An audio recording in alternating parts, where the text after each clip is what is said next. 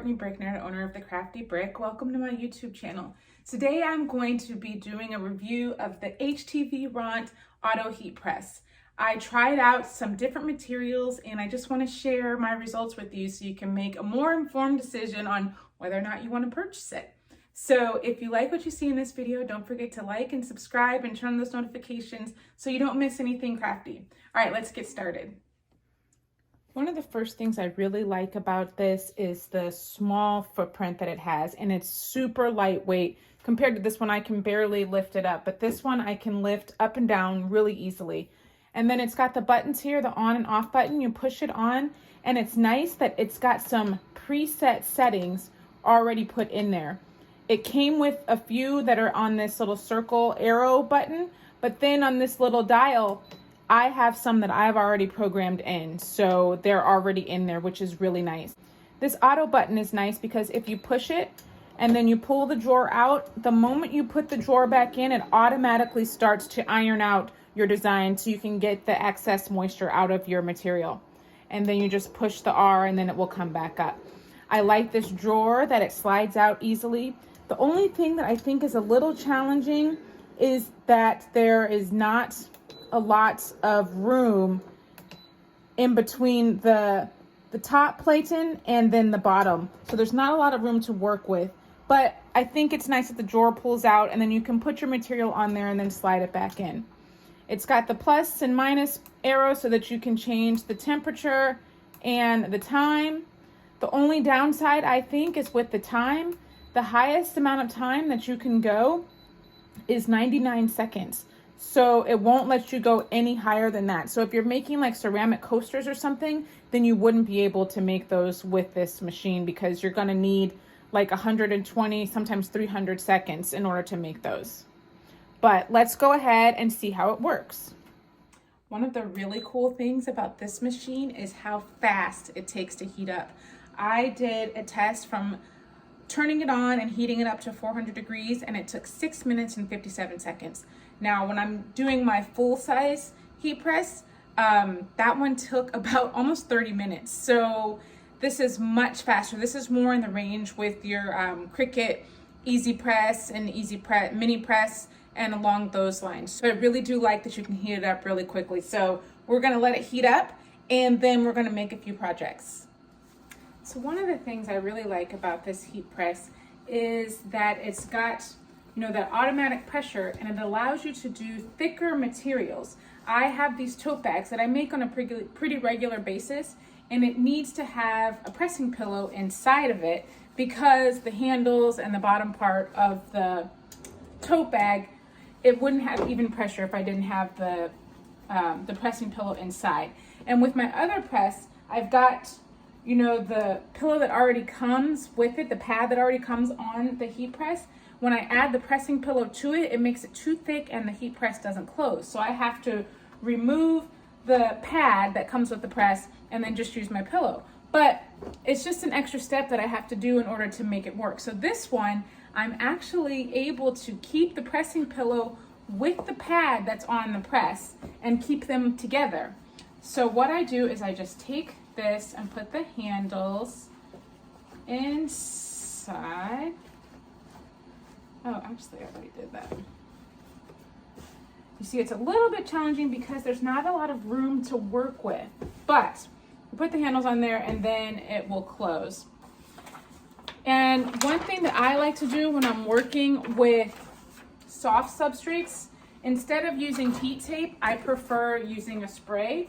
So I have my little box here. It's just this box that I got from, it's a packaging box, but I have the little tabs on the side that I use so that I don't have any spray over around and get glue all over the place. So I've got my little spray adhesive here. Fold my design so I can get the center.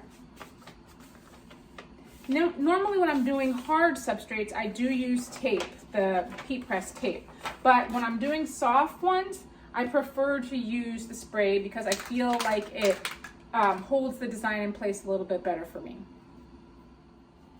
Okay, so I put my design in the box, shake my bottle, and then I do a quick spray of the adhesive on there. And then we place my design on the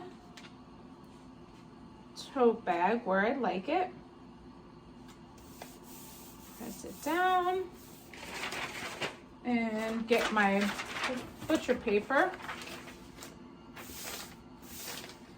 And I've got it overhanging a little bit because I've had problems.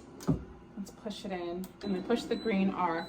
I've had problems with when the press comes up, the paper sticks to the top of the press and then it kind of pulls it inside. And because my paper was small, it went inside of the bottom of the heat press and I had to wait for the heat press to cool off to get it out. So now I've just been making the paper so that it overhangs the side of the press so that it doesn't like get sucked into the press after I'm done pressing it.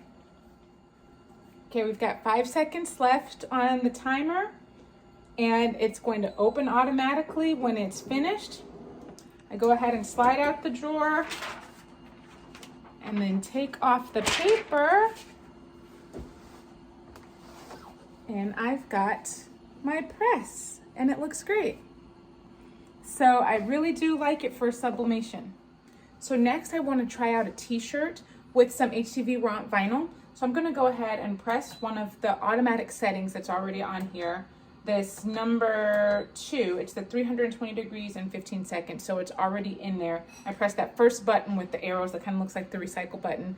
And that gets us to the setting that we're looking for. Okay, now we're going to test out some HTVRont vinyl on a t-shirt.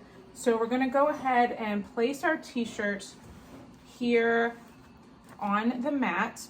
And I want to pull it all the way so that I don't have the collar of the t-shirt that's going to prevent the pressure from touching evenly all over the t-shirt. So I pull that all the way back, and once again you see it's a little bit challenging to get that t-shirt under there without touching the top. So you kind of have to roll it back. So it's just the amount of space that you have is not a lot to work with. So then we're going to go ahead and place our design on the shirt. And let's see, I want to just check the placement of it. There we go. And then we're going to go ahead and pull it back in. Make sure the collar is off of the mat. I'm going to place my Teflon paper over the top and then press the green R button, and then it's going to go ahead and press. Now I use the automatic settings for this time, and it is already on 15 seconds and ready to go. And now we've got 3 seconds left and it automatically comes up, and we can pull out the tray, and you see my Teflon sheet stayed on. So I think that's a little weird that it stays on top of the mat. But let's see how this pulls off.